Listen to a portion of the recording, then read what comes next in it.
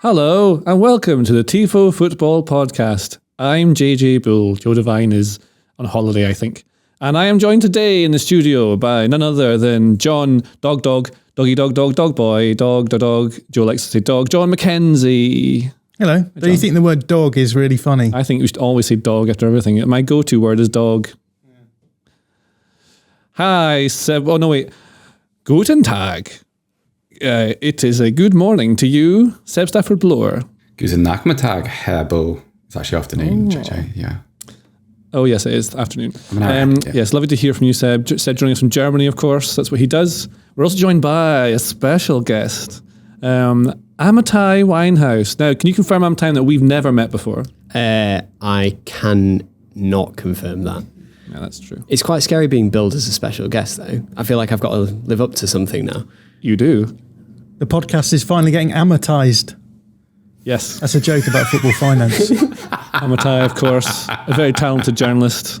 I'll say some amazing things about Amitai. I know you from my time at the Telegraph. Yeah, I feel like I've known you since I basically started working as a journalist. So I've taught you everything you know. Let's go with that for now. And then when I do badly on this, you can step away from that claim. That's why Amitai is so good. Very important to how things run at the Athletic. Amitai Winehouse. A Leeds fan, another Leeds fan. Yeah. So we are dominating the procedures today. I've already spent too long talking about the people on the podcast. Not what we're going to talk about. We're going to talk about the football. It was amazing this weekend. Chelsea Spurs. Oh, that was good. Oh, some things as well. We did all Brentford and Man United, all that sort of stuff. But do you know what? The best place to read all the things about that would be the place that we all are employed by, The Athletic. And if you would like to support our continued employment, you should subscribe to The Athletic at theathletic.com/Tifo. And then you will get an offer, the likes of which you can't believe how good the offer is. And you can read such things as, Seb, what's the last thing you read that you really liked on The Athletic? I read a Sarah Shepherd column about the size of centre-backs, which felt very, very pertinent given some of the Alessandro Martinez stuff over the weekend. Really, really interesting. Could not recommend it higher. Or remec it too is really, really remarkable. Yeah. Yeah, I've been following all the Man United fallout has been excellent. Barcelona is signing players than not, and oh my word. Anyway, loads of great things on The Athletic. Athletic.com/Tifo. That's where you should go. Okay, so let's start with Chelsea and Tottenham. But first, before I do that, I'll leave you in the cool hands and warm embrace of producer Steve Hankey. Yes. Chelsea 2-2 Tottenham. This was really good fun. So, John, what happened in this game? Why did you like it? It was a tactical battle, wasn't it? It was, I think, maybe the first big tactical battle we've had this season. Two smart managers. We know that Antonio Conte tends to play in a certain way. Thomas Tuchel maybe a little bit more flexible, able to change things up. The first half was all about Chelsea just nullifying Spurs' build-up for me. And Chelsea stopped Spurs from being able to do anything. They got that famous front three Spurs. Harry Kane, Son and Kulusevski is going to terrify many teams this season, but not Chelsea. So I thought this was a really good game. And it hung for me on the off-ball stuff. So obviously in the second half, Conte changed things up. And then suddenly Chelsea's off-ball structure was just not as functional as it was. Spurs were also a little bit more open at the back, and that's when we got the second goal from Chelsea, which made things a little bit more interesting. And then, Spurs managed to get a goal at the end. But for me, it was a tale of two managers who know what they're doing tactical things and causing good fun for everyone. Causing good fun, yes. Seb, you are a Tottenham fan. What did you think? Do you think Tottenham were good in this game? What do you think of it as that perspective? No. I think John touched on the fact that Spurs didn't get really enough out of their attacking playmakers. Every time the Son touched the ball, there was something very strange going on with his first touch on Sunday. It was like trying to, I don't know. Is it not because he had a player on him every time he got the ball as his first touch? There was that because I think especially the first half wore on, you saw him going deeper and deeper and deeper to try and get his touches and try and get his touches in space. His first touch and what he does with it and how he turns opponents is usually a little bit swifter and slicker than it was. I think the kind of thing that alarmed me was just how easy Chelsea's defensive exits were. Obviously, they're playing out with generally 5 players in deep positions, plus the goalkeeper. And Spurs' lack of pressure on those phases was really discouraging because it looked so easy compared to the other side of the ball where everything was frantic and the Spurs' ability to play the ball through the middle of the pitch was just non-existent, which is concerning. If you think about the passing ability, you've got like Romero and Dyer and Davis, all pretty good distributors. Bentancur is usually an excellent distributor. You've got Kane that can drop in and pivot. Sessegnon's a good footballer. So is Royale in a slightly different way. But and yet there was no continuity to any of their build-up, which is it made it feel, especially in that first half now, like every other Tottenham performance I've ever seen at Stamford Bridge, which is alarming. I thought Spurs were all right. I think I'm the only person to think this. I think you're playing away at Stamford Bridge, tough game. You play off the ball and you try and counter them. You're playing away. It's a difficult game, one of the biggest in the season. You look at your fixture list. You go, this is one that we need a minimum of a point. That's a point has to be what we kind of can accept as a, that would be all right. If you can get a win, it's going to probably be, I would guess, especially the way Conte plays on the break. I think we were talking about this earlier, John. What were the switches so both managers made tactical switches, right? We did a video on this on Tifo IRL, which hopefully you've seen by now. If not, you should go and watch it because I was quite pleased with what I did. But can you tell me what you think? Because also. Yeah, look, I think Tuchel was really good out of possession, but I don't think Chelsea... What do you mean specifically? What was he doing? So essentially they played a man marking system at the back, and then they had 2 forwards who were sort of a little bit more zone or a little bit more mid-blocky. And what they were doing is they were forming situations where they weren't allowing the Spurs players in the Chelsea half to have any space and time to pick up the ball and turn. And Conte's whole system is about getting the ball to that front 3. So Tuchel's system was really good at stopping any Spurs really from generating much at all in that half. And if you look at the XG plots on this, you can see the first half, like neither team creates more than 0.5 XG, I think all the way to about the 60th minute. So yeah, I think Chelsea were really good out of possession. In possession, I still struggle to see the really good stuff that Tuchel does. So I thought it was an interesting game because he obviously nullified what it was that Spurs were doing, but I didn't think they generated enough either. And then obviously they score a goal from a corner, and so that's it's sort of like an outlier, right? You're not generating through your open play approach. And then Spurs are in a situation now where they've got to come back into the game, right? And so Conte realises we're not going to score if we carry on playing the structure that we're playing, because the 3-4-3 structure, because Tuchel is just completely closing it down. So he changes it to more of a 4-4-2. And after that point, I thought Spurs had a lot more joy in the game, but then they were a lot more defensively open, right? So then Spurs get this goal out of nowhere through Højbjerg, maybe a little bit lucky, but then they give away a really soft goal. And you showed that really well in your video, how Spurs were all the way across, and the ball just ends up at the feet of Reece James without any pressure, right? And they score that goal.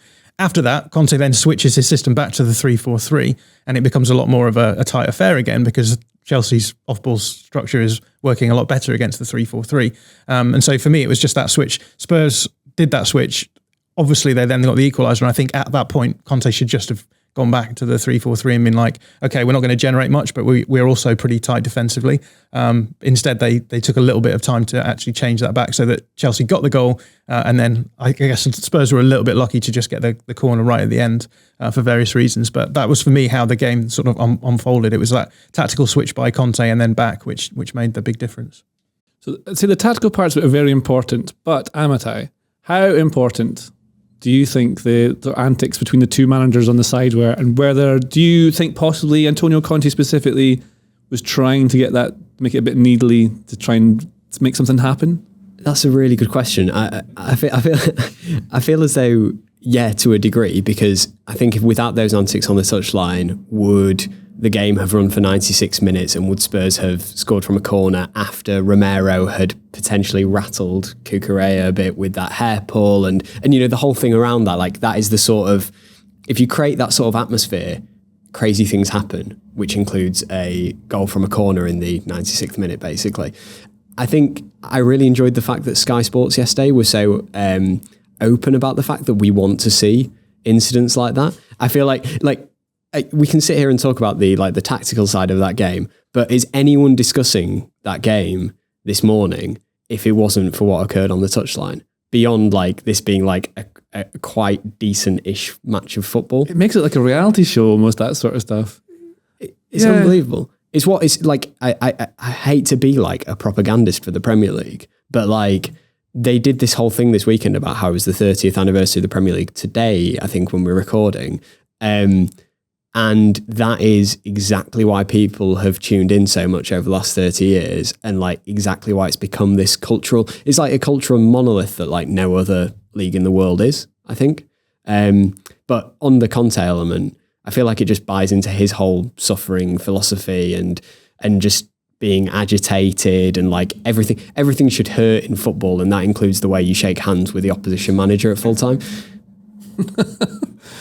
Yeah, I like that. What was that? Because it looked to me like Tuchel was doing like the eyes thing, like look in my eyes, I'm the captain now, to Antonio Conte, because he just wouldn't let go of his arm. Then he was obviously angry. What did Conte say? He said, when I see aggressiveness, my reaction is aggressiveness, or something like that. I'm misquoting him.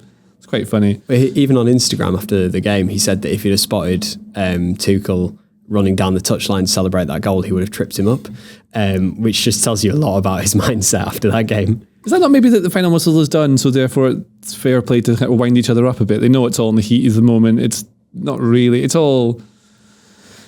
not for show, but it's a bit performative, perhaps. Like, and when you're a big elite sportsman and you really want to win, that's when you get that sort of needly bit. Football managers are very hold me back, aren't they? You know, they should properly go for it. They should have had a scrap on the sideline. Well, perhaps players who would be scrapping for a place in the first team. You've got Marc Cucurella, started over Ben Chilwell in this game. You did a video about Marc Cucurella, John, didn't you? It was very nice. What do you see play out in this game? He is a needly player.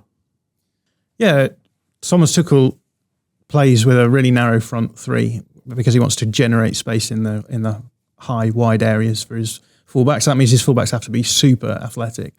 So I think part of the reason that Cucurella has been brought in is because he is an athletic player himself. We've seen Ben Chilwell have issues with his fitness in the last few seasons as well. So, yeah, I think this is just a rotation option, really. Cucurella is going to be able to do the stuff that Tuchel wants him to do, and I think so much is expected of those wide players in this system. So even Reece James, who was playing as an outside centre back yesterday, was being used almost as a functional wing back at times to allow Ruben Loftus-Cheek to come inside as well. So Tuchel is expecting his players to be super fit, and I think Cucurella fits. I think a lot of people don't see Cucurella as being a really flashy player, but I think he's really good in build-up phases, which is important for a Tuchel team, because they are going to try and build through the first two thirds. I think he's really good at 1-2 touch as well. Yeah. Like when they did little rondos on the side of the pitch, and they're just doing one-touch passes, and I thought like he knows exactly what he's doing. He always seems to know where the next pass is. There'd be times when he wasn't looking, but the ball would go to the side where his vision wasn't. He'd obviously spotted someone there. Also, another thing on Cucurella, the set piece taking is really good, and it was that corner they had was the outswinger. We'll talk about this in the video, but how I think that's all by design. I think they planned that the way they scored that goal. But this draw, so it's Seb. Do you think, having asked you whether Spurs were good or not, I think they were all right actually, and got the point. Should Chelsea be disappointed, or are they right to feel aggrieved perhaps? Well, I think there's two parts to that. Like, I think you can make a case for certainly the first goal being disallowed, because I think clearly Bentancur commits a foul, but you can't go back that far in VAR. I don't think it's an offside against Richarlison. I don't really see that. If you start disallowing that goal, anytime there's a player beyond the defensive line who's vaguely in the sight of goalkeeper, I think you're going to disallow quite a lot of goals. The second one, I understand all the noise. I thought Romero might have been. I thought that's probably a red card. There's quite a lot of violence to it, and that had been going on all the game. Like Cucurella pulling Cucurella's hair, is it? Yeah. So Cucurella left a pretty nasty challenge on Romero in the first 10 minutes, which actually might have been at least a yellow card. So there was something going on between them all game, and it was just. I love Romero, but he has these weird little needlessly aggressive moments where he just crosses the line between cult hero, aggravator to doing something stupid. Because imagine in that point, you're losing the game 2-1, and potentially if VAR decides that's a red card, you have your best defender suspended for the next 3 games, which is a really important part of Spurs' season. I sort of like players who, when they're losing, are just like, well, do you know what? Yeah, I'm just going to go leave one of you. Too, but then it's all good if you get away with it. But then I think, should Chelsea be aggrieved? Yeah, with the refereeing decisions, but you still have to defend. Like the first Tottenham goal comes from Jorginho trying to drag back in his own box, and then needlessly giving the ball away. And he gets subbed off straight away after that, yeah. Yeah, and Tuchel said it wasn't because of it, but I'm not sure I really believe him. I'm pretty sure it was. It's just ridiculous place to try that. And the second goal, I've watched that corner quite a few times just because obviously Vi's come at Spurs and everyone's excited about their set pieces and their kind of the mechanics within them. I still don't really understand what happens to leave Harry Kane with a free header in that position, but that shouldn't happen, should it, really? There's 4 players unmarked who attack the same ball. It's very weird. Strange. It's just behind 3 Chelsea players at the near post zonal, I think. Yeah.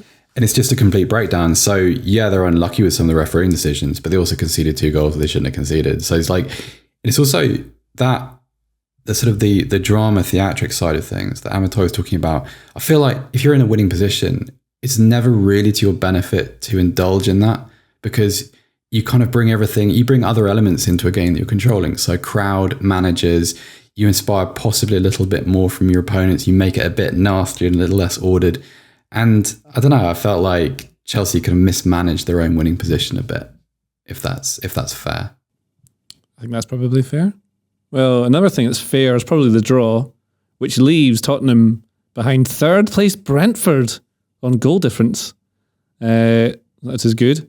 And the Brentford obviously welcomed Manchester United to their home stadium, and nothing exciting happened on Saturday apart from Brentford 4-0 Man United. Wow. Did you enjoy this one, Amitai? Yeah, I mean, I just finished watching Southampton against Leeds, so I was on a bit of a low. And then I watched, I think, 35 of the most enjoyable minutes of Premier League football ever, actually. It was astonishing, though. I mean, sure, everyone who's listening to this or watching on YouTube, is fully aware of what happened on there. But 4 first-half goals, absolute humiliation, described as disaster.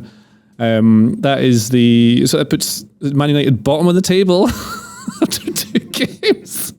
I mean, it's only funny, right? If you grew up in Aberdeenshire like I did and all your friends are glory hunters who support Man United because vague reasons, Ferguson went to Man United. Oh yeah, they also happen to win all the time. Good luck. This is what happens to you. This is what you get. Fascinated that all your friends in Aberdeenshire actually had English accents when you were growing up around them.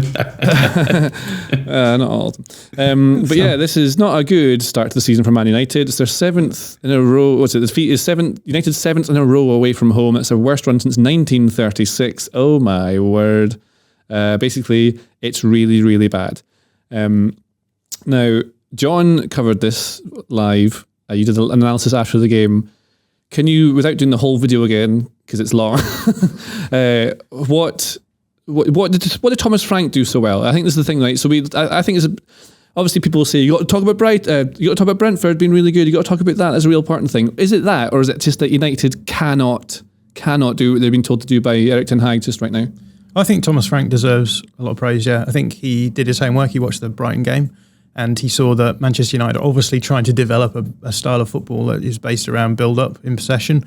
And he recognised that Brighton are a really smart pressing team. They went man for man when Manchester United were trying to build up, and it caused them problems. And we saw that happening in the Brentford game. So 2 strikers on the 2 centre-backs. Matthias Jensen, who is absolutely fantastic.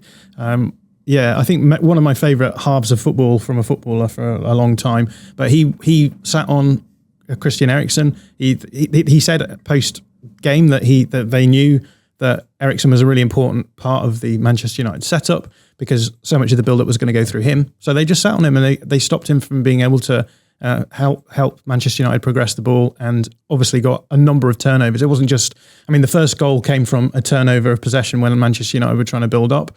And the second one came from a turnover of possession when Manchester United was trying to build up. And there was I think one in between where Eriksen lost the ball and Brentford had a really good chance of scoring again there. So yeah, it's... But that is specifically, I think, because David De Gea does not understand his choice of passing is so poor. He's obviously a good footballer. He's a goalkeeper, so it's not quite the same outfield. But that, specifically the one that Eriksen gets lost with the ball for, he is not the passing option. You can see it. There's actually this VR thing. We worked with Resolve a little bit. They make this cool thing on Oculus Quest, but they also do loads of analysis for clubs and players, so they can do training in virtual reality, where they can... it's basically training without having to do anything physical, so it's all cognitive. It's very useful. And one of the games that they've got, they build with managers to help players understand how they build out from the back in this VR thing. It's cool. But is a game where you are the goalkeeper and it gives you all these different options you can look out in the pitch and you have to pick the right one to make the pass. And so like naturally I was very good at it and got every single one right, genuinely. But De Gea is doing that under much more extreme pressure, might I add, than a small room in Manchester. But that pass to Eriksen should have gone out to the wide right, I think, or possibly even the nearby right centre-back. But passing to Eriksen while he's running towards you with a player on his heels faster than him, behind him, is really terrible. It is bad. And I want to ask you, Seb, is it... what am I trying to ask you, actually? I'm trying to ask you, there are many problems for Man United, but how high up the list is David De Gea? Quite high. He's not the highest. I still think there's a baseline level of competition which Man United need to get to before everything else becomes relevant, like tactical approach, abilities of the players further forward. Until players start competing in those one-on-one duels you see on the pitch properly, nothing else really matters. And I think you saw quite a lot of that at the weekend. But De Gea is a problem because, I mean, he, to his credit, he's taken responsibility for the first 2 goals. Two very different sorts of blame. One's just a decision. One's just a complete failure in technique, I think, for the first goal. It's very weird to look at. But I think less about David De Gea in this situation, more about Dean Henderson. Just because I see Henderson as the better, as the smarter player with the ball at his feet, beyond all the sort of normal goalkeeping stuff. I think he's a better distributor. I think he makes better decisions. He makes mistakes, and he always has done, and some of them have been quite high profile. But I think he suits what they're trying to do properly. Like you talk about the second goal United concede. Watch Eriksen's body language as it's happening, because he's running towards De Gea, but everything about it is like, I don't want the ball, I don't want the ball, I don't want the ball. He's dragging the guy away, so space behind him. That's what he's trying to create space to play the ball somewhere else. And it's quite alarming that De Gea doesn't have the kind of, I suppose you call it peripheral vision to see, well, this is a cog in the machine that is just there to make my decision a little bit easier. And he plays it, and you can see Eriksen making all the kind of the gestures that you would do when you receive a hospital pass. And it's just very hard to defend. And you do see the thing with De Gea is the ratio to good save. Sorry, my doorbell rang very, very loudly there. Sorry who's about there? that. Who's coming? I don't know. I think it's the HelloFresh box, but we'll just ignore it and then we'll crack on. Are we sponsored by them today? Or is we are not, flight? but I mean, it's either be HelloFresh or one of those many, many other delivery companies who provide you fresh food, which are available. Make your choice, completely freely available, and don't. I'm entirely neutral about HelloFresh. Are you going to let them in? No. It's not going to be so fresh, is it? Get them on the podcast. It's like 33 degrees. It is the day for people to leave boxes of food on your doorstep. Be fine. Be absolutely fine. What could possibly go wrong? No. The ratio with David De Gea used to be so heavily in favour of his shot stopping, and that used to be the conversation starter with him. When you're trying to talk about the transition to a new era, which is all based on tactical approach, retention of possession, and also, and let's face it, good decisions with the ball, like all the other stuff becomes relevant. So it's a problem. It's not as troubling as United's crippling lack of desire and effort and energy and willingness to play for each other. I know these are cliches, but they are pertinent here. But it's on the list. Do you know as well, like the problem with it is that when you're looking at what you need to develop with Man United when you're bringing in new players, you look through that squad, the one you'd be like, well, David is probably fine. But actually, it'd be a really important player to maybe replace Amitai. But then if he's on massive wages, how do you then just let that sit and sign someone else to do the same job? It's complicated. It's very complicated. I always go back to the thing Brian Clough used to do when it comes to like squad building, which is totally out of my era and most people don't talk about this. But like he always used to sign a goalkeeper first. First thing he did was like, I need to sort this position out because everything in the team comes from this. If the players don't trust the goalkeeper, how can we possibly be a successful team? If the goalkeeper can't save shots, how can we, all this sort of stuff.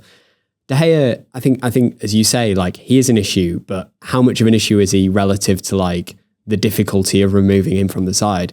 I personally think that, and maybe this is like a bit cynical of me, but if you're Erik ten Hag and you look at David De Gea and it's like, right, this is the goalkeeper we've got this season, then he needs to make it slightly easier for De Gea. Like that's my personal opinion. In the same way that if Erik ten Hag picks the team for the game against Brentford and looks at Brentford and go, they've got a lot of physical players here, I probably can't play Christian Eriksen as a number 6. Like that may be a bit old-fashioned in a sense, but like he was always going to struggle. If you're trying to play that system, you've got to play someone in that anchor role. You have to have like a pivot there. and you have to. The goalkeeper should essentially be an extra defender, or like an outfield player when they're doing that. So that's two positions that they can't do it. Is Ten Hag then wrong to keep trying to play this? Like, to a degree, yeah. Because look, the thing is, I think you sort of live by the sword, and like me and John will both know that like the best Leeds manager of the last 25 my entire lifetime basically lived by the sword, died by the sword. Like he stuck to his philosophy even when it started to fail, but the philosophy worked on day one with him, and that was always why he had credit in the bank.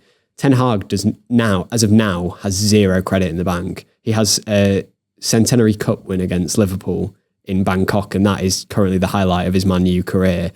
It seems a bit overly harsh, and like sometimes I feel like I'm a bit reactive with these things, but like he is putting himself under pressure if he's going to play that way, and at some point either like he's going to switch and it'll work or it'll click. But the question is whether it all clicks and works before he runs out of the very limited, if non-existent credit he has. You speak to Man U fans already, and they're a bit like they're questioning this guy, and there's good reason behind it. So I don't know. Look, I am probably being overly strong, but you watch that game against Brentford. It's easy to forget. Like, it is Brentford against Man U. Well, I mean, the thing as well, it's remember it is only 2 games in, but I still see like the alarming things in that team. That's the kind of team that I've seen fall apart before. It's kind of really bad. And the interesting thing I think as well is on the back of Thomas Frank talking about how they want to play against Man United post-match, is like Ivan Toney was talking specifically about how he knew he was in a battle with Lisandro Martinez because he knew he was bigger, so he could take the ball down. They knew that if they went and pressed players in certain positions in certain ways, they'd be able to win the ball back. I mean, that's obvious. You saw it unfold. David De Gea did apologise. He was very keen to come out and talk to the press, which is not every player does that. They go to the mix zone and talk like, straight after a game. So like, I would say fair play to him coming out and admitting it. But they always have this thing where they admit problems. Then, JJ, do you think like beyond a certain point, like it is good to admit mistakes and to take responsibility? Yeah. But there've been a lot of Man United players doing that over the last couple of years. That's exactly what I was going to say. Yeah. Like it just becomes white noise eventually. I think all these players have worked out that they can do them in. So like, what the expectations for United at the start of the season might have been higher than they are now. But like, what do you think they are now, Seb? What are they going to be looking to do? Will they have changed anything after 2 games? Probably not. It's too soon, isn't it? I think the bar is now. I think all that's required at the moment is just a tangible sign of progress. Like the idea that this is a journey towards something rather than they're not going to win anything with this team, I don't think, unless something changes the next few weeks of the transfer window. Decision making over this summer, by the way, has been absolutely dreadful. Like in terms of, if you think about, regardless of how good it's been, if you think that Chelsea have replaced their entire ownership and executive structure and done the business that they've done, we can judge that too. And Man United are what they've been for quite a long time now, manager aside, and yet everything takes so long. So things can change, but like you just got to feel, I guess, if you're a Man United fan, that this is worth persevering with. And we're 2 games in the season. You just want to see, okay, we didn't win that game, but there was this 10 minutes where we were interesting. Maybe that's the thing. Man United boring. Man United boring because all their faults, even in a 4-0 loss to Brentford, it's all stuff we've seen before. It's not a surprise now, is it? No, these are all themes that we were talking about last season and the season before. It's exactly the same. And yeah, it looks a little bit different and the kit's different, but it's the same conversation in the same tone. And that's, I think, what needs to change. And you'll always get fans that are not going to be happy unless they're winning the league. I get that because it's Manchester United. But at the same time, like a lot of Man United fans that I know would just be like, let's have a good run of not even victories, just form. Let's be interesting in front of goal. Let's show that there's untapped potential in this squad. Some of the players that we've bought who are very, very expensive are actually not useless. They could develop into something better. That I think is what they need to aim for. I think it's worth saying that I think Erik ten Hag's been unlucky so far, insofar as obviously coming into a new job like this, you want everything to sort of go your way. And when you're going into a game against Brentford, which is a must-win game under the circumstances, and the first goal is given because your goalkeeper completely flaps at a really easy shot. And then you're in this situation where already the players are like, oh, here we go again. The second goal is, again, a mess up. Like these are goals that, and even the fact that goal went in, I think is a little bit unlucky because yes, it's a really elite piece of pressing from Matthias Jensen, but that ball could have gone anywhere. I mean, Jensen blocks the pass to Maguire, and then the ball ends up at his feet. He could have blocked that pass, and it could have gone back to the keeper. It could have gone anywhere. Like just little things like that, which, despite the fact that obviously there's bad things happening on the part of the Manchester United players, he's also still getting a rotten run of luck there. And then suddenly you're 2-0 down.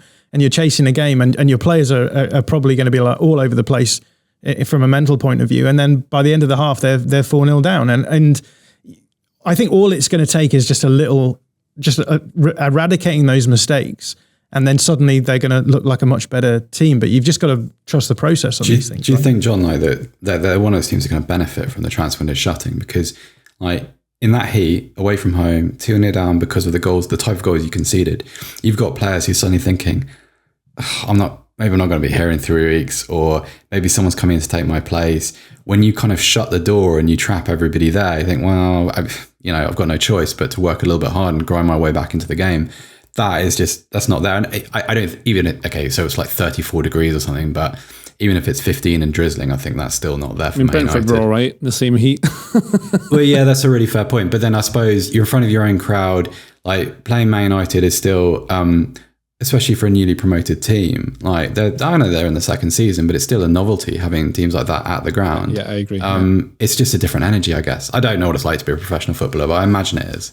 No, I see that. I mean, I see it all the time, like supporting Aberdeen and seeing when the big teams like Celtic or Rangers come. It just means more, but the team often steps up and then they draw or lose to someone stupid like Livingston the following week. And you're energised as a fan as well. Like you come to the ground with a different energy. It's symbiotic. It feeds off the pitch. You see it comes back. I mean, I think the things that off the pitch is relevant as well. I remember speaking to a couple of managers in the Scottish Premiership who said that often the team on the pitch represents what the structure looks like higher up in the club. Now, the ownership of Man United is an interesting thing, Amitai.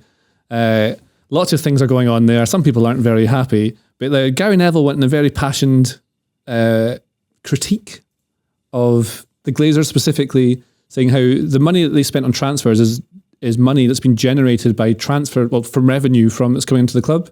It's not that they've put money in.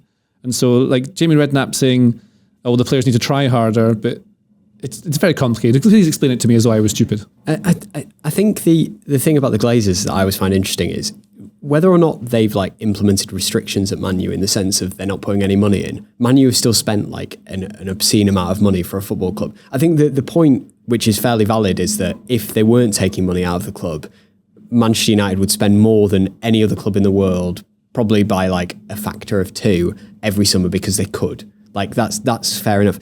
My issue, like an outsider looking in with the Glazers, is always that the structure's not there, which I think like people are starting to talk about more. I think the money thing was more of an issue when it was Ferguson, and like they relied on the fact that he could get quality out of absolutely nothing, and they didn't invest at a time when it was cheaper to invest in footballers. But now the big issue is the fact they relied on that force of character that Ferguson had for 10 years and never bothered putting a structure in place. And now Manchester United, compared to every other club in the world, like Man U appointed basically their first director of football in the last sort of year and a half, didn't they? Every other club on the planet has been operating with a director of football for like 4 years. Man U are spending this summer like targeting former Ajax players. This is one of the things with Ten Hag. Like Man U are now pot committed to Ten Hag because they've gone and signed players that he has like specifically identified as the targets for him. Which they said they didn't see as being the absolute best targets they could possibly identify from the recruitment side of it. Yeah, absolutely. And like, how can you, they've basically relied on the manager, which is what they would have done under Ferguson, whereas every other club on the planet would have a list of players that the director of football may have pulled together and gone, do you fancy any of these? Because these are the ones you're going to get. And I feel as if that's the big criticism of the Glazers. They never bothered to put the structure in place for success. Yeah. Stadium's falling apart. Team's not very good. It's all going well. The squad is a mess at Manchester United, right? And the problem is that we talk about Erik ten Hag and what he should be doing.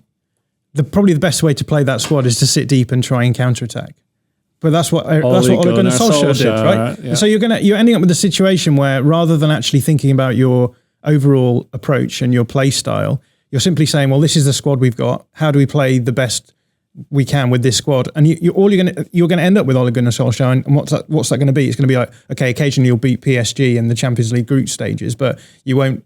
You'll finish in the Champions League spots, but you won't challenge for anything. You won't challenge. It's the problem Ollie had, right? Any level. He did so well with that kind of counter-attacking. Maybe it's harsh to say it's counter-attacking football, but being really good on the break, and where Fernandes was then excelling, see loads of space and to be able to do things where teams are in transition. But as soon as you start trying to then turn that into a team that could dominate possession in games, they lack the personnel to do it. Same problem they've had for ages. Doesn't work. How do you want to be an elite team, right? The elite teams these days largely have system managers who are able to control possession, are able to control every phase of the game. And I think that's the problem with Manchester United, is that they're willing to sort of try it, but not willing to go through the hard yards for a start, but also think about, right, we need to have, as Amitai said, a good football director who understands the full scale of what it is that we need to do here. We need to build a squad that will be able to play good football. And they sort of do things in bit parts, right? They bring in a manager to do that, or they'll bring in players and then they'll change the director of football. It feels like the parts are always changing. Well done to Brentford. Very good in this game. And good luck on Monday night when Liverpool are Man United's next opponents. That'll be nice and easy. But we'll stop there and move to something else, because we have Amitai here, who's a Leeds fan. Also, you're Leeds, aren't you? All too many Leeds fans now. Because Southampton 2 Leeds United. It looked like it was going very well for Leeds and very badly for Southampton, and all of a sudden another half of football came along. And where do you rank that in your halves of football? Yeah, I mean, pretty low. Do you enjoy it, Amitai? Well, the first half of the second half was good, and then the second half of the second half was bad. What happened? Like, what was it? The players started playing? Was it tactical? What was it? It was really funny because Jesse Marsch, in like a very Jesse Marsch way, had spent the entire week everyone knew that it was going to be hot this weekend, right? We have this thing called the forecast. So people were asking him about it in press conferences. They were saying, how are you going to handle it? It's going to be hot. And he was like, well, I've managed in America before. I don't know if you know about the climate in America, but it's hotter than here. So I know how to deal with it being a hot weekend. And then he made one substitution in the first half, which was enforced by injury. Dan James came on for Bamford, and then didn't make another substitution until after Southampton's second goal went in. And it just felt like, I can say this in retrospect, but it felt really obvious on 60 minutes when Rodrigo had scored that second goal to just make a few changes just to get fresh legs on the pitch. I'd not change system, just get new energy on the pitch. Yeah, I think at that stage, Southampton did switch up. They went to the 4-2-2-2. They started with a 5, wasn't it? Like they did. Yeah, 5-3-2 or 5, like a Christmas tree almost in the midfield. Yeah. They were really struggling tactically before that point. But I don't think necessarily Leeds needed to change. They needed to get they basically need to bring on Click to sort of firm up the midfield a bit and maybe swap out one of the two deep line midfielders. Like Rocker is really good so far, it seems pretty good, but he's not at the same level physically as the rest of the team. Bringing like an Adam Forshaw on for him would have really settled things down quite a bit, which is just not what happened, basically. And Marsch did switch to a 3 at the back. He moved Jack Harrison to left wing back, and it was Harrison who was caught out for the, I think, second goal. So, yeah. And is that Marsch sticking to his same principles of play, or was that him adapting to the threat that you saw at the time, John? The issue with Jesse Marsch is that he's a manager who doesn't worry too much about possession. He's all about, actually, if we lose possession, it can be an upside for us, right? So you get the ball forward directly, you try and attack directly. If you get a goal, great. If not, you then try and counter-press the ball and then create a chaotic game state where, the opposition defence are all over the place and there should be, in theory, spaces to attack. Is this in the sort of same mould as Klopp talking about there's no need for playmakers now because pressing can be the better playmaker? Yeah, exactly. So that's Jurgen Klopp at the height of his Bundesliga sort of fame. So I think Klopp's moved on since then, but it was definitely that sort of approach. It's being like, okay, you can use the counter press as a 12th attacker or something. Or Klopp's quote was about being the number 10, right? The best number 10 is a counter press. But the problem is that, okay, so obviously it's worked, 2-0 up, that's great. The problem is that you constantly, unless you have some way of being able to play in possession and hold the ball, you then committed to just playing that style over and over and over again. And one, it's tiring. And two, you're still generating chaos. And sometimes chaos can go against you as well. So I think my frustration with this sort of approach is that you get into good positions and then you're just having to constantly roll the dice and play sort of transitional football. And then the problem then becomes, as you said, Jesse Marsch drops into a back five because he thinks that's the way that rather than holding the ball, you're just going to sit deep, absorb pressure and not concede that way. So I think these sorts of things are what we're going to see with Leeds. We're going to see crazy switches of score lines and etc. because I think that's what the play style invites. Sounds entertaining. I like that. For neutrals, I'm sure it's pretty fun. Well, I am. It's all about me. Seb, I have a friend who I play Warzone with sometimes. Actually, now he's stopped because he's like a big time actor. He's doing really well. His name's Richie Spencer, if you want to try and find him, be an actor somewhere. Anyway, he goes through various stages of thinking Ralph Hasenhüttl is amazing and then also that he's about to be fired. Do you think Hasenhüttl is like constantly at the moment, like one game away from being dismissed if it goes wrong? What do you make of him? You hear some strange noises, don't you? You've got that kind of like low vibe. you get that kind of low drone and discontent out of St Mary's at the moment, and you can see why. Like there's a few issues over the summer with his supporting staff and who was coming in. You could be forgiven for thinking that the club was sort of maybe planning for a future without him. I mean, that was an interpretation. That's my guess. It's not based on any. When they took out all his coaches and put new ones in. Yeah, that's never a good sign, is it? And Hasenhüttl, like, I've always thought of him as a kind of a moments and halves guy because there are periods of time within games where Southampton look really interesting and they use players in interesting ways. And I remember thinking, okay, I think we talked about this last week. Joe Aribo, that's a good player. You can see him doing something quite fun and vertical in that system. That works. I can understand it. The new forward, forgive me, who was the player that assisted Kyle Walker-Peters' goal? Sekou Mara. That's a really, really good ball that cut through the defence. It's lovely. And so interesting things. And I've just never been wholly convinced. Like it's like a TV program and you enjoy the first half an hour, but the second 20 drags and you just think, I don't know if I want to watch another one of these. And it's quite good, but Do you not think it's because the players he's got are not amazing though? Like, I mean, I think there are shortages. I think there are shortages. Like, I think they desperately need a proper goal scorer. They obviously haven't been the same team since Danny Ings left. I think that's not particularly controversial, but there are good players there, and often you find them adding up to less than the sum of those parts. That's not to say that you couldn't improve, and the recruitment at Southampton couldn't have been better. I still think, in many ways, I think they spent this era recovering from the previous era, where the recruitment was dreadful. There were misses all over the place. I think players like Guido Carrillo, it wasn't really good enough. They fell off that kind of that high they had when Ronald Koeman was there and kind of black box generation, Paul Mitchell stuff. But is he doing the absolute most with the players he has? I don't think that's really accurate.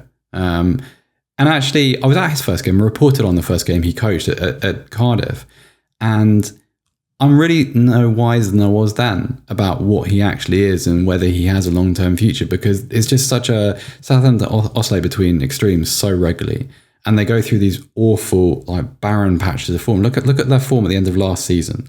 Like, I think it began around this time they lost at home to Newcastle, and then watch what they did afterwards. It's hard to ignore that stuff, and it's hard not to.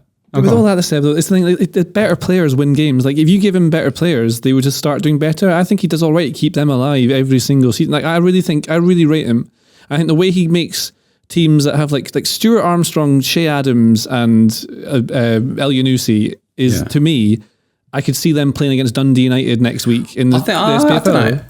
I agree generally. I think El Yunusi's really improved. I think when I first saw him at Southampton, I thought, you're too slow, you're too ponderous, you make too many bad decisions. And decisions are still a really kind of hit and miss part of his game, but I think he's better than he was.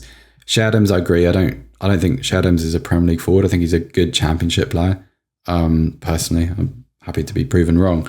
Goal scorer, but I think there are good things in the midfield.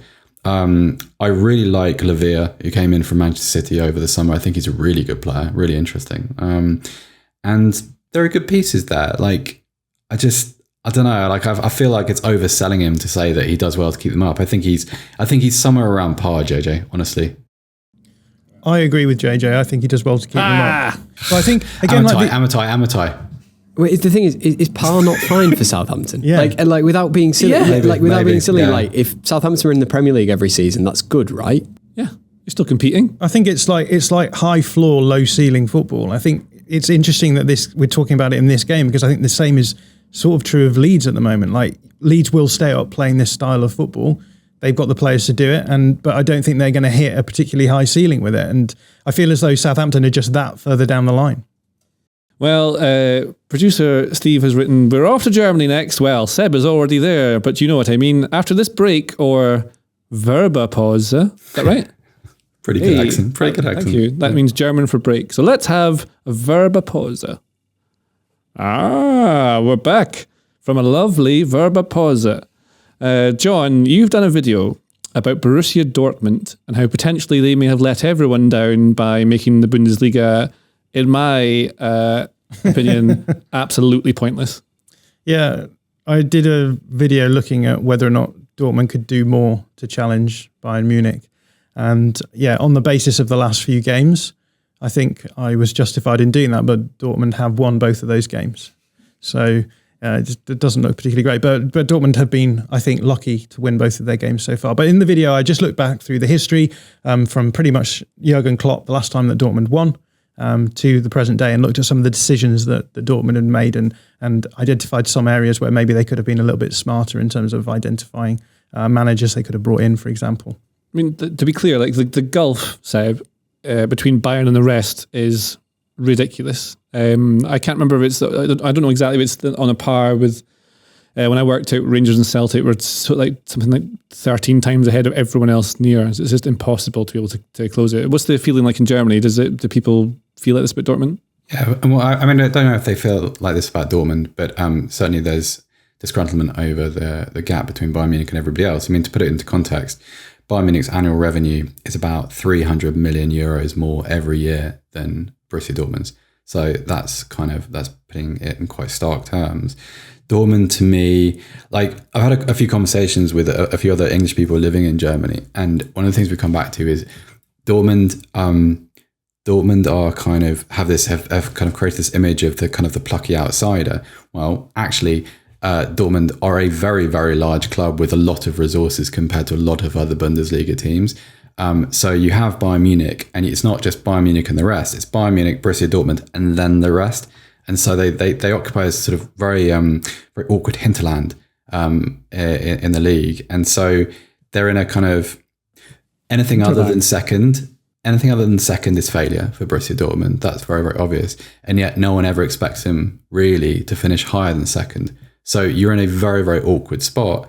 There is frustration with them. I mean, I think there's a bit of frustration with the Marco Rose thing, because I think if you look at the squad, the players at Borussia Dortmund, and their relationship with Edin Terzic, who's now the head coach again, he's very, very, very, very popular.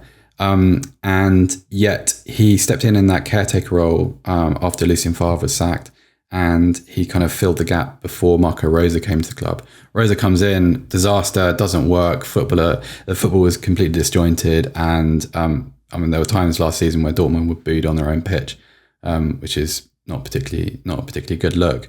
Well, they won their game this weekend, wasn't it? 3-1 away win to Freiburg. They did, but they relied on a terrible goalkeeping mistake. Interesting young English player making his name at Dortmund, Jamie Bynoe-Gittens.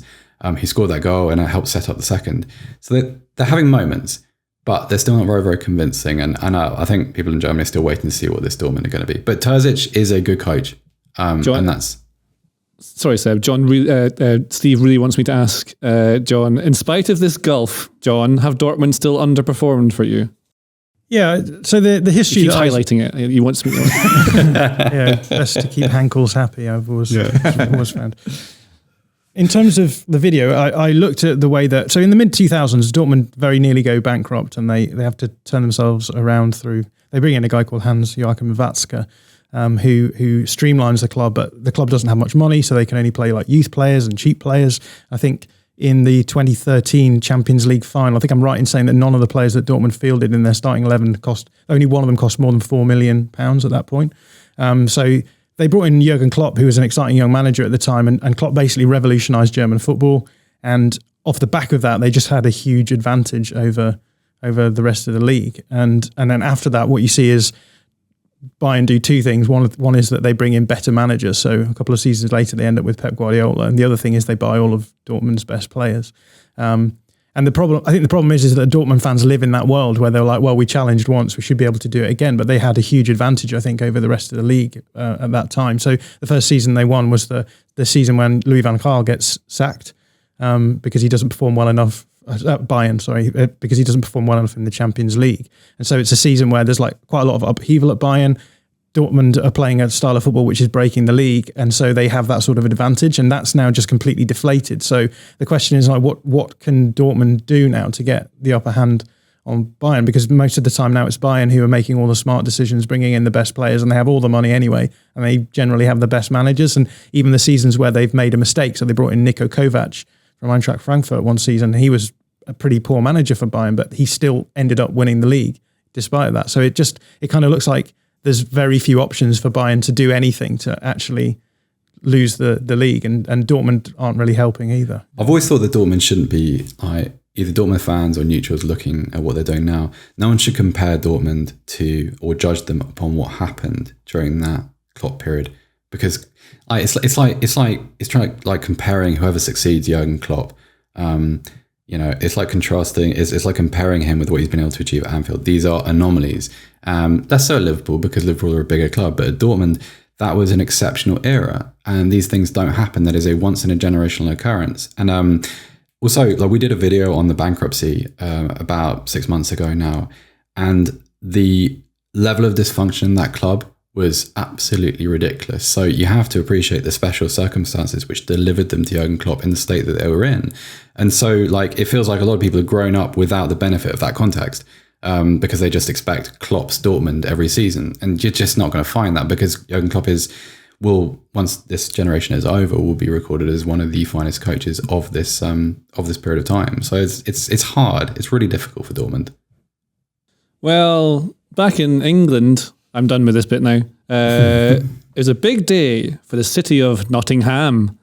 That's where, is that Robin Hood from Nottingham Forest? Yeah. I like Sherwood that. Forest. Yeah, that's one of the best Disney movies, I think, the Robin Hood one with their foxes. With the foxes and that's really great. I really like that one. Yeah. It's one of the best ones, underrated. Do you know that we used a lot of animation from the Jungle Book in that? That's how they did it, because it's very expensive. Yeah. I've seen clips where they'll show you the background's the same. It's like Baloo the bear, but then it's who's the bear in the Robin Hood one? Oh, Little John. Little John, that's right. Yeah. They've also got that, the song they sing at the beginning. That's the tune of quite a lot of football chanting. You hear that quite a lot in Europe.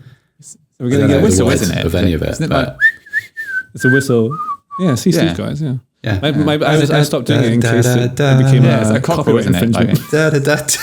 Is Robin Hood is the Disney version of Robin Hood now copyright free? Because they've got that thing with Winnie the Pooh and Mickey Mouse. After 100 years, though, isn't it? Yeah, maybe we're not there yet, but it's longer. Yeah, don't take that one. It's longer than that. So we won't be inserting any footage from the Robin Hood movie, but you should watch that. It's very good. Something else you could also have watched was Nottingham Forest 1-0 West Ham. This is Nottingham Forest won their first top flight game at the City Ground since 1999 when they beat Leicester 1-0. Leicester is still there. What do we think of Nottingham Forest, Amitai? It's an interesting one, isn't it? Because I think it's something we'll talk about a bit later, but the fact they signed their 15th player. I think start with that now. I think this is crazy. 15 players signed. Nottingham Forest have signed 15 players this summer, and to an outsider looking in, that's absolutely remarkable. Like, it's 15 new footballers. It feels very Nottingham Forest though, because if you've been aware of what they've been doing under Marinakis in the EFL, their squad turnover is like absolutely ludicrous. The other issue is, if you speak to a Forest fan, they'll say, we needed to do this summer. We lost 5 first team players because they were loanees. We basically came up with a squad full of players who weren't good enough for us in the Championship. That was, that's the conversations I've had. I just don't understand how Steve Cooper as a manager can possibly integrate 15 players. And it feels like the majority of them have been signed like after pre-season proper ended. So look, great result for them yesterday, but I just think it's a nightmare for a manager. I can see tactically with it. So, it's very difficult integrating all these players. Arsene Wenger used to say it's difficult to do any more than 3 or 4 in a window. So 15 is basically a whole new squad. But were we not talking about the way Nottingham Forest play? I would jokingly refer to it as to being like their tactics are forward. So you get the ball back to front as soon as you can. The front 3 do a lot of buzzing about, a lot of pressing and running in behind. I thought Brennan Johnson was really good in this game. but it might be sort of unsustainable. I think it was me and you, Seb, actually talking about it, suggesting that a lot of the defending was heroic last man stuff. Scott McKenna, I've seen him doing a lot of times for Aberdeen. He's very good at it. Handballing. Yeah, I mean, yeah. So this is the thing. So it's quite fun watching Scott McKenna, an Aberdeen centre back, and a not very good team playing against Premier League teams. But what do you think? So this is my take: is that it might be unsustainable playing like that in the Premier League because eventually people will suss it out and they'll just wait and then hit them on the counter and they'll be able to do them in. What do you think, Seb? Yeah, because I think we talked about this a little bit with Brentford. Like first game at Forest for a really, really long time. Crowds up, energised, so much enthusiasm. Whenever you see a team play that vertically and with a kind of a dynamism which unsettled West Ham, I thought Forest counters were really, really great, and I really enjoyed watching it. I think the relationship between Lingard, Johnson, and Awani is kind of promising. But what does that look like in November or after the World Cup? And I wonder if West Ham are even like the guinea pigs for this because they just didn't know what to expect. The first game back at the City Ground. I thought West Ham played pretty well. Like I thought West Ham were really unlucky. Like missed penalty aside, I thought West Ham created enough to win the game a few times over. So I wouldn't be. I know haven't right down the bottom of the table, but I wouldn't be particularly concerned about them.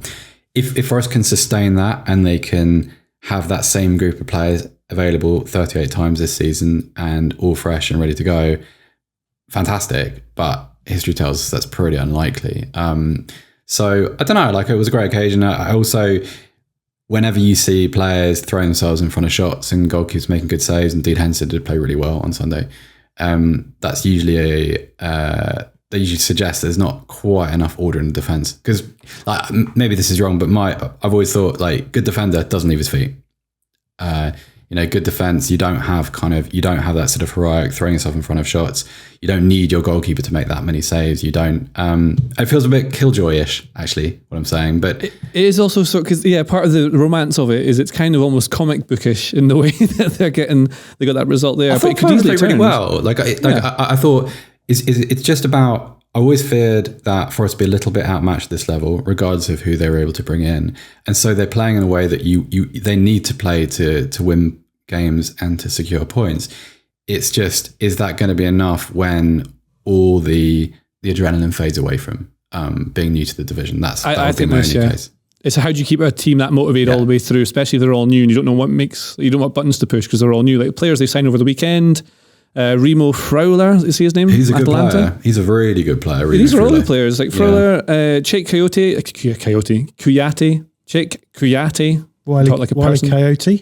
Wiley Coyote. They signed Wiley Coyote, Roadrunner, very fast, very good. Loads of dynamism. Good on the wing. Are they going to sign Emil Smith? I'll make that chance. Oh, Emil Smith Roadrunner. That was really bad. That was bad. Emmanuel Dennis, he's good. That's a good sign. That's a record signing now, 20 million. There's a story about Hasenhüttl from Lyon, which is crazy given. If he went to Forest, that'd be amazing. But then that's amazing. A completely different style of football they're going to play there because what happened in the Championship is that Jed Spence and I think Jack Colback played left wing back. He wouldn't go quite as far forward, but Jed Spence would overlap and be the winger basically.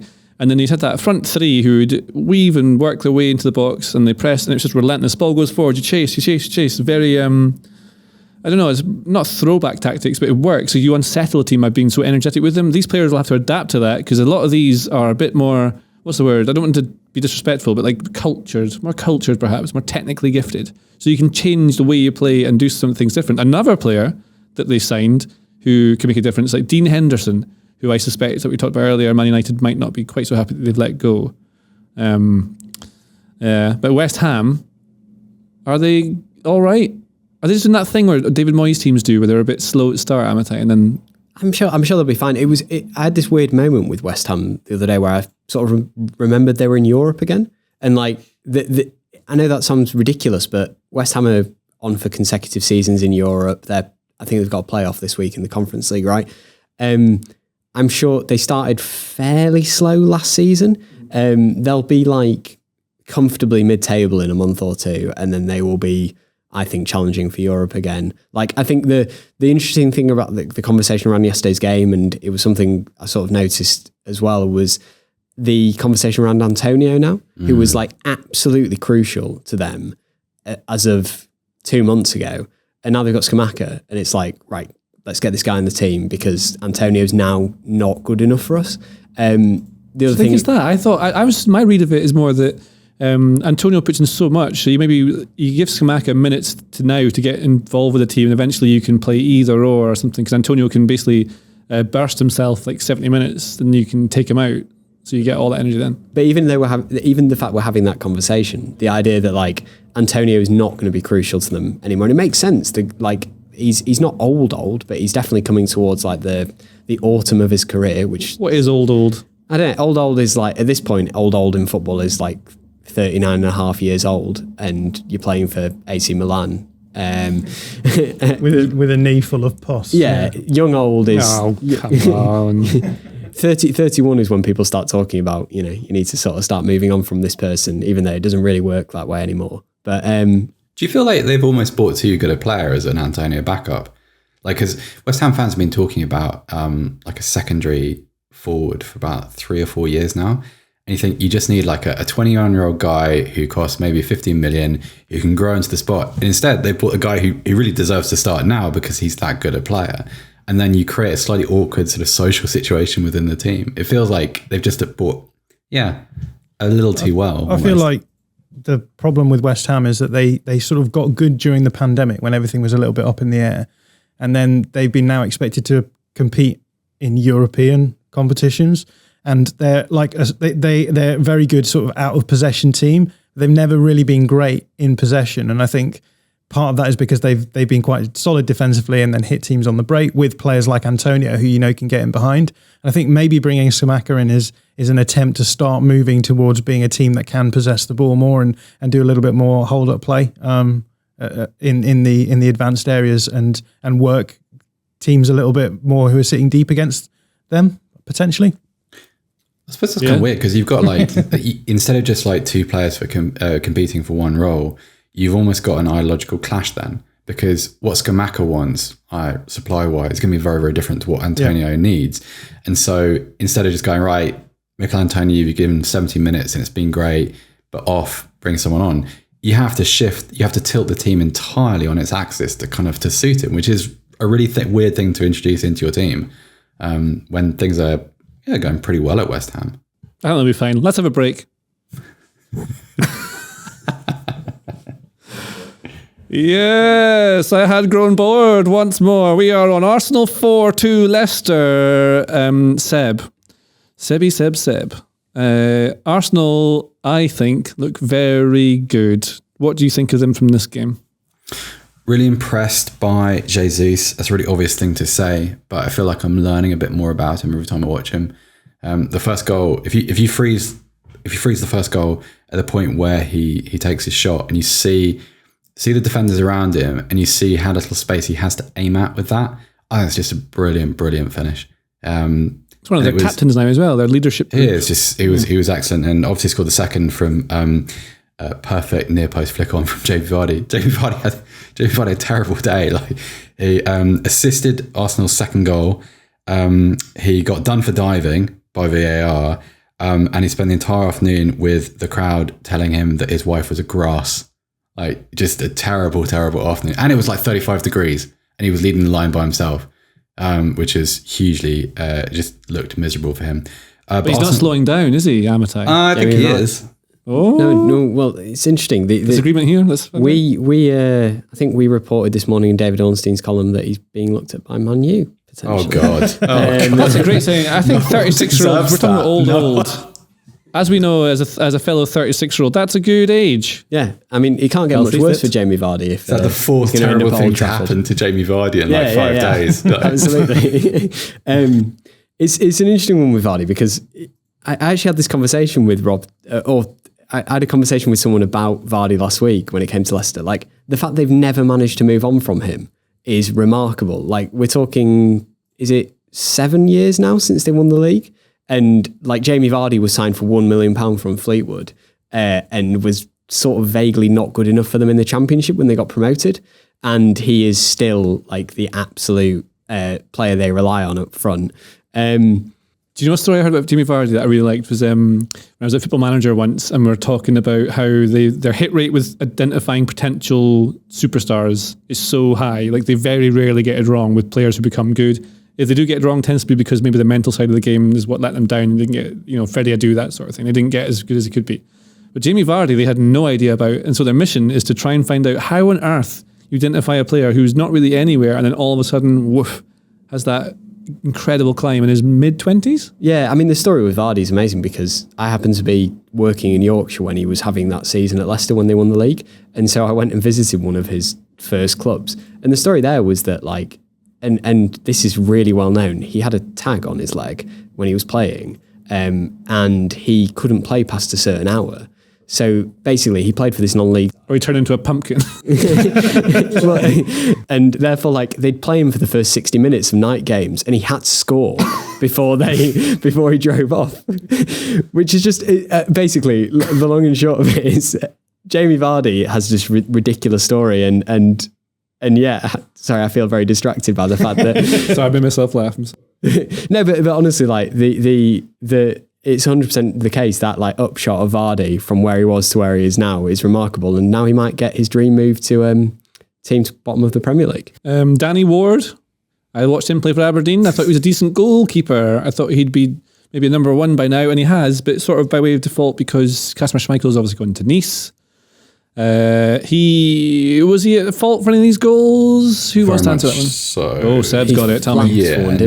He was not good for one of them, which is a bad move. I think he's had an okay season. He was okay against Brentford last week, but he didn't have a great afternoon.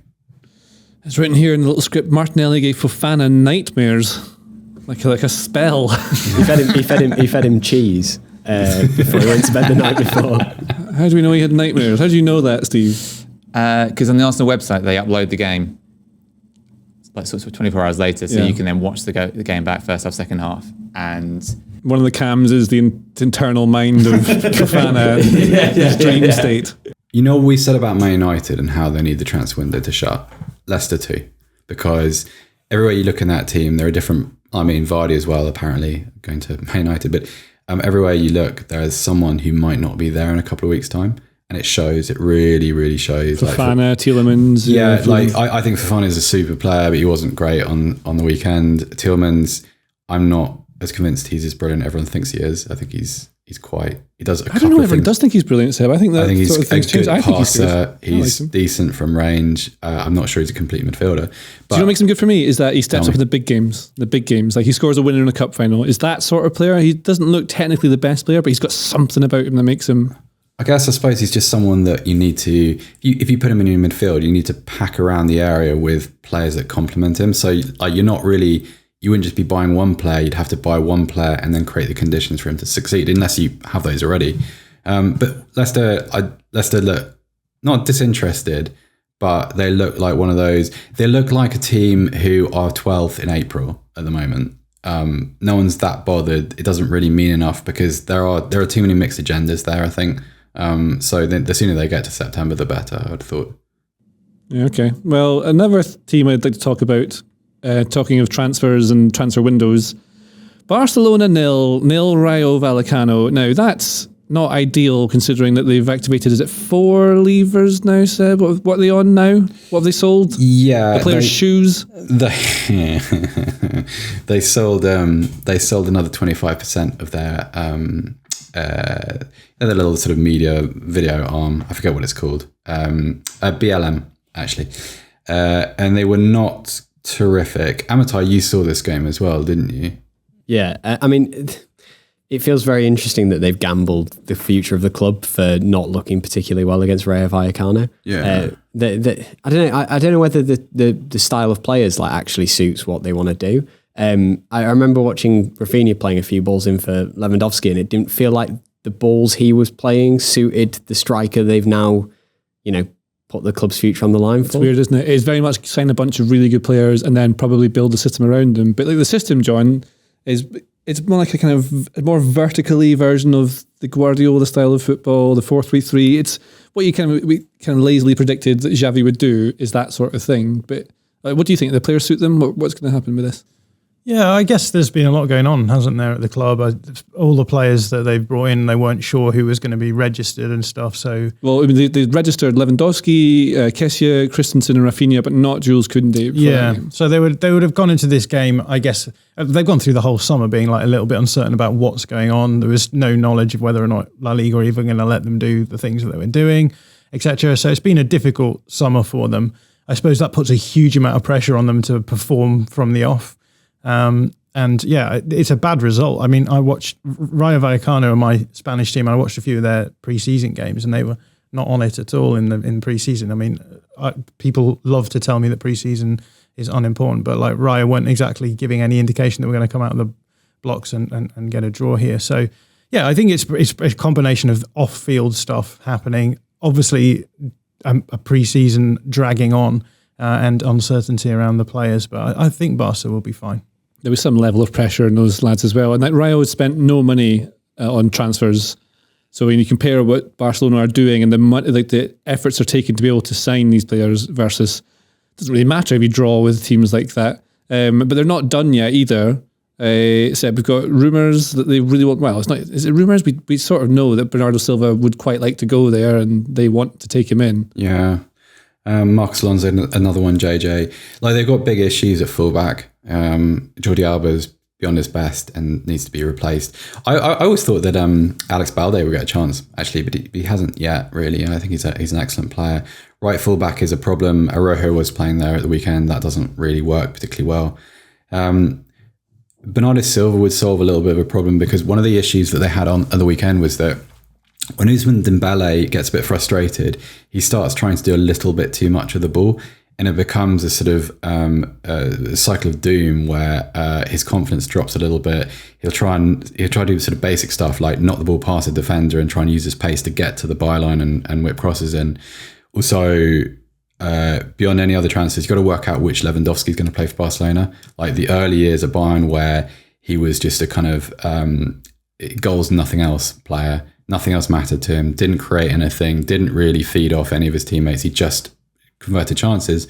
Or the guy who emerged in the last maybe 2 or 3 years, who sort of thought, okay, to win the Ballon d'Or, I need to do a few other things, and started to become a little bit more, a team guy, a family guy. Definitely a little bit more of a team guy, and started to kind of be aware of the kind of the attacking virtues around him. If they have that player, that's quite interesting, because you add like Gavi and Pedri and Dembele, maybe Bernardo Silva, and these pieces fit together. In midfield, you've got Gavi, Pedri. Where does Bernardo Silva go? Right wing, but then you're playing Rafinha there now because he's left-footed. You know him from Leeds, Amitai. He's pretty good. He's all right, yeah. He did pretty well. He was okay on Saturday. He was all right. Well, another player that they're trying to get rid of. They're trying to get rid of loads of players. Like Memphis Depay to Juventus, is that a thing? Well, I think the thing we've learned all summer, from our perspective, looking at the sort of transfer news around Barcelona, is like not everyone is up for sale, but like they are trying to shift players so they can do other things, so they don't have to activate these economic levers. Surely there's a limit on how many more of these they can pull.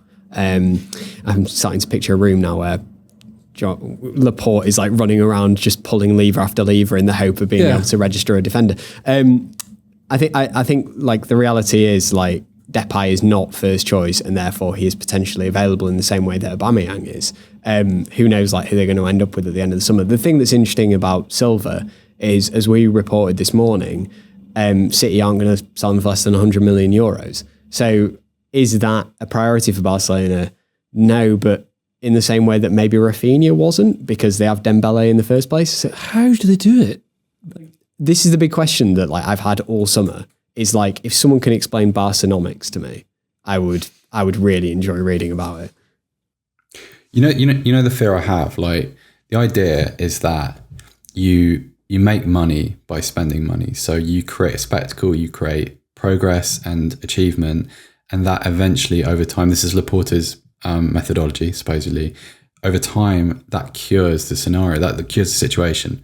The trouble is, he's basing this on what happened during his first reign at the club, where there was a lot more room to grow into. Like, Barcelona became kind of football generally was going through an era of globalization. And so you have the capacity to grow into sort of undeveloped territories and make money and sell shirts. And the world was seeing Messi for the first time, watching what he became. And these are things which can't be repeated.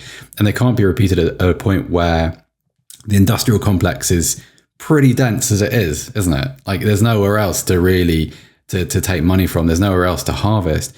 And so I don't really see, I can't see the reason and the logic, if that makes sense. So that's a little bit concerning. Well, speaking of reason and logic, we've had some comments from people who've wanted to interact with us. I'm trying to find one that's good before we wrap up. What have we got? It's a real insight into JJ that his first point of reference for a themed calendar is Neil Lennon. Here's a question, right? Here's one. We'll do this. My question for the Tifo Football Show whenever it comes back. Oh, didn't mean to read that bit. In the future. Maybe. No, it's dead actually. Can Erling Haaland become the first player to score over 40 goals, presumably in the Premier League? I'll just give a one-word answer. That's all I want from you, John. Yes. Yeah. Can or will? Can. Will? It depends on injury. Okay, Amitai? Yeah, yes. Can or will? Will. Will can. Seb Stafford-Bloor. Can depends on Guardiola's team selections.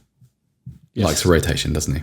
All right, well, I'll take the real brave approach and say, yes, guaranteed he will score more than 40. I think he's pretty amazing. I mean, he is really good and working very well. And he would have scored if he had that Foden to squared that ball to him in the weekend. So that's the thing. All it takes is City players learning where he's going to be, and he'll just score loads of goals. So I think a month from now, he'll score 2 goals a game. Oh, I can see it as well, yeah. He's always in the right place. And Guardiola said that if Phil will know in future that he doesn't even have to look, he knows he'll be there. I was looking at his goal-scoring records in the Champions League. He scored, I think, 21 goals from 18 appearances, and I think Lewandowski is like 86 goals from like 100 and something appearances. So he's already well ahead of like Lewandowski's total in the Champions League projection. So I think he'll be good. All right, well, there you go. We've recorded an awful lot of stuff now, so I'm going to say goodbye and I'll leave you all. So, yes, but what we first do is say goodbye and thank you, John Mackenzie. Thank you. What do you say? How do you say it in German? Seb, can you do it, please? Auf Wiedersehen. Oh, I knew that. Yeah, okay. You can also just say tschüss, because so you say Auf Wiedersehen if you don't really expect to see me again in the near future. So you would just say tschüss. Probably not in that weird high pitched voice that I did it in. That's how I was taught to do it at school, in a high pitched voice. That is kind of how German people do it. It's kind of elongated and expressive. It's not sort of like bye in a really curt way. It's cheers. Well, cheers, Seb Stafford-Bloor, and a successful debut, I would say, for the wonderful Amitai Winehouse. Thanks for having me on. Yeah, you're welcome. You'll be back. And also, of course, thanks to producer Don and producer Steve Hankey, who is giving us all the questions, many of which I have just flat out ignored throughout this podcast. I'm used to it already, to be honest, already. Well, yeah, thanks for watching and listening. I think Joe's still on holiday next week, so one of us will be hosting it, but it'll be very fun, and we look forward to making you listen to what we talk about. So have a lovely week, everyone. Enjoy all the football. Cheers!